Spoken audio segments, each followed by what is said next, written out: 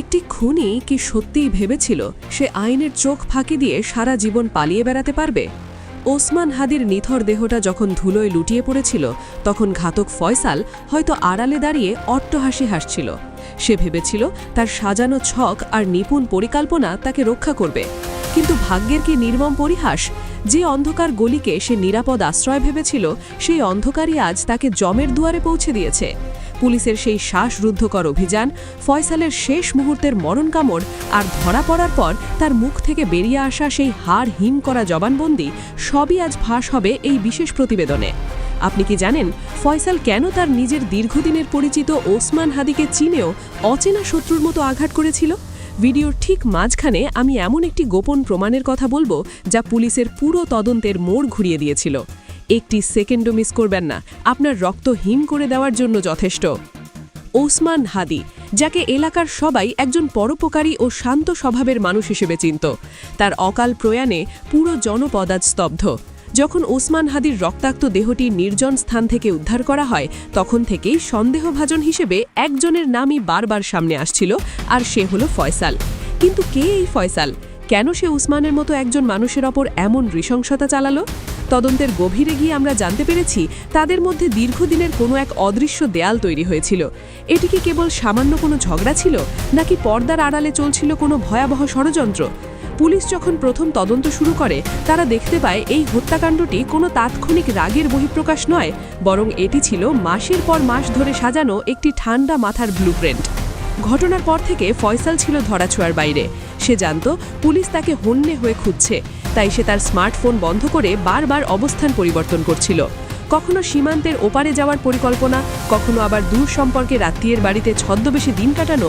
ফয়সাল নিজেকে আড়াল করতে কোনো কমতি রাখেনি, কিন্তু অপরাধী যতই চতুর হোক না কেন সে কোনো না কোনো চিহ্ন পেছনে ফেলে যায়।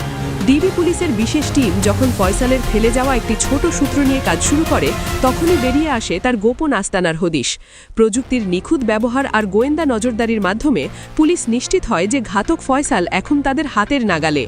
সেই রাতের দৃশ্যটি কল্পনা করুন, চারিদিকে নিঝুম অন্ধকার, ঝিঝি পোকার ডাক। পুলিশের একটি চৌকস দল বুলেট প্রুফ জ্যাকেট পরে নিঃশব্দে ঘিরে ফেলে ফয়সালের আস্তানা।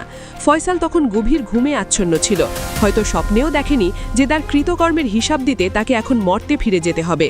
হঠাৎ দরজায় সজোরে লাথি আর পুলিশের হ্যান্ডস আপ চিৎকারে তার দম্ভ্র চূর্ণ হয়ে যায়। পালানোর কোনো পথ ছিল না। হাতকড়া যখন তার কবজিতে পড়ে তখন ফয়সালের সেই দুর্দান্ত প্রতাপ উধাও হয়ে এক অদ্ভুত শূন্যতা ভর করে। সেই ধাতব শব্দ যেন ওসমান হাদির শোকাতুর পরিবারের জন্য এক ধরনের বিচার শুরুর ঘণ্টা বাজিয়ে দিল। থানায় নিয়ে আসার পর শুরু হয় ম্যারাথন জিজ্ঞাসাবাদ। প্রথমে ফয়সাল পাথরের মতো শক্ত হয়ে থাকলেও যখন সিসিটিভি ফুটেজ আর অকাট্য প্রমাণগুলো তার সামনে আনা হয় তখন সে আর নিজেকে ধরে রাখতে পারেনি। একে একে বেরিয়ে আসে সেই লোমহর্ষক তথ্যগুলো। ফয়সাল স্বীকার করে কিভাবে সে ওসমানের প্রতিটি পদক্ষেপ অনুসরণ করত।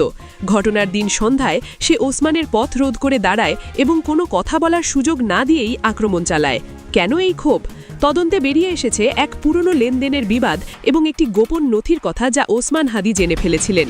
সেই নথি ফাঁস হয়ে যাওয়ার ভয় থেকেই ফয়সাল বেছে নেয় এই অন্ধকার পথ। ফয়সালের জবানবন্দিতে উঠে এসেছে আরও কয়েকটি নাম। সে কি একাই এই কাজ করেছে, নাকি এর পেছনে কোনো শক্তিশালী সিন্ডিকেট কাজ করছে? পুলিশ এখন সেই প্রশ্নগুলোর উত্তর খুঁজছে। ওসমান হাদির ছোট ছোট ছেলে মেয়েদের চোখের জল আর তার পরিবারের আর্তনাদ আজ প্রতিটি মানুষের হৃদয়কে স্পর্শ করছে।